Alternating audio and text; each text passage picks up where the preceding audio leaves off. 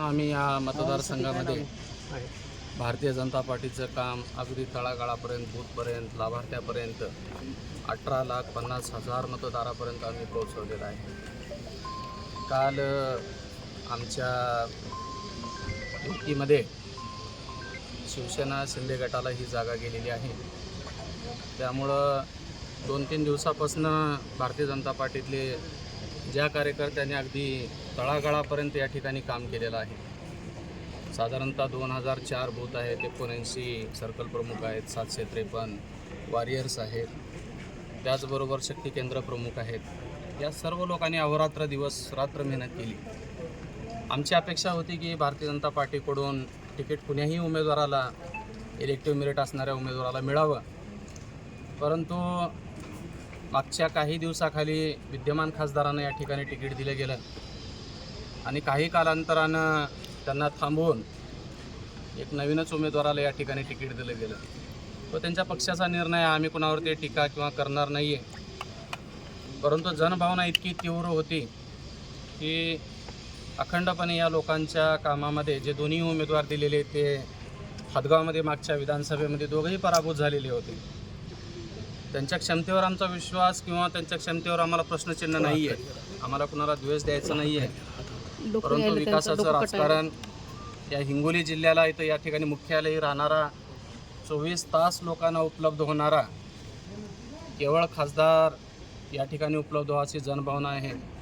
व्यापारी असतील, सफाई कर्मचारी असतील, शासकीय कर्मचारी असतील, ठेलेवाले असतील, हातगाडेवाले असतील, हॉकर्सवाले असतील, ते ग्राम भागातला सामान्यपर्यंत महिला बचत गट असतील, युवा वर्ग असेल, शेतकरी असेल, गरीब असतील, या सर्वांना तुम्ही पाहता या लोकशाहीचं इतकं मोठं पर्व चालू असताना अतिशय अशी निराशाजनक पसरलेली आहे. गावात शुकशुकाट वाटतो, मतदारसंघात शुकशुकाट वाटतो. याचं कारण आहे की या जनतेमध्ये तो उत्साह दिसून येत नाही आहे आणि नक्कीच या ठिकाणी या दोघांनाही नाकारणारे किंवा या दोघांनाही एक सक्षम पर्याय हवा आहे असं जनतेमध्ये तीव्र अशी भावना आहे. त्यामुळं मी या ठिकाणी अतिशय विचारपूर्वक मी ठरवलेलं आहे की आपण एक तिसरा पर्याय, युवा वर्गातला पर्याय, गोरगरिबांसाठी पर्याय, महिलांच्या विकासासाठी पर्याय, शेतकऱ्यांच्या विकासासाठी पर्याय, सामान्य दीन दलित दुबळे आणि अपंग बांधवासाठी अहोरात्र काम करण्यासाठी पर्याय. त्यामुळं मागच्या 3 वर्षापासून प्रत्येक गावखेड्यापर्यंत आमचा संपर्क झालेला आहे. त्यामुळे मला विश्वास आहे की सामान्य जनता या प्रस्थापिताविरुद्ध विस्थापितांचा जो विषय असेल, गरिबांचा जो विषय असेल, त्यासाठी मोठ्या मताधिक्यानं, जरी ठीक आहे आम्हाला तिकीट नाकारलेलं असेल तर जनतेच्या मनातलं तिकीट आम्हाला मिळालेलं आहे.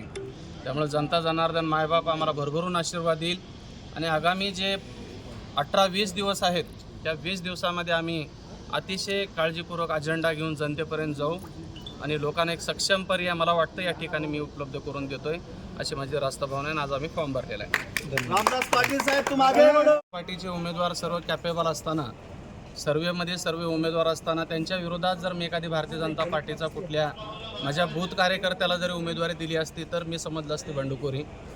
हा आम्ही निवडलेला पर्याय आहे. ही बंडखोरी म्हणता येत नाही आहे. तुम्ही स्वतः लोकसभा क्षेत्रातल्या कुठल्याही सर्कलमध्ये, कुठल्याही गावामध्ये जा, लोकांची भावना विचार करून, लोकांचं मत काय विचार करून, निवडून येण्याच्या क्षमतेवरला विचार करून तुम्ही जर ते मत घेतलं तर नक्कीच त्या तुलनेनं काही अंशी जनता माझ्या पाठीमाग आहे आणि सोप्त लाट आहे. मला विश्वास आहे आताच्या सर्व उमेदवारापैकी मी नक्कीच 1.5 ते 2.25 लाखाने मी विजयी होणार आहे. ताजा घडामोडी पाहण्यासाठी आमच्या चॅनलला सबस्क्राईब करा, लाईक करा, शेअर करा आणि बेल आयकॉनला प्रेस करा.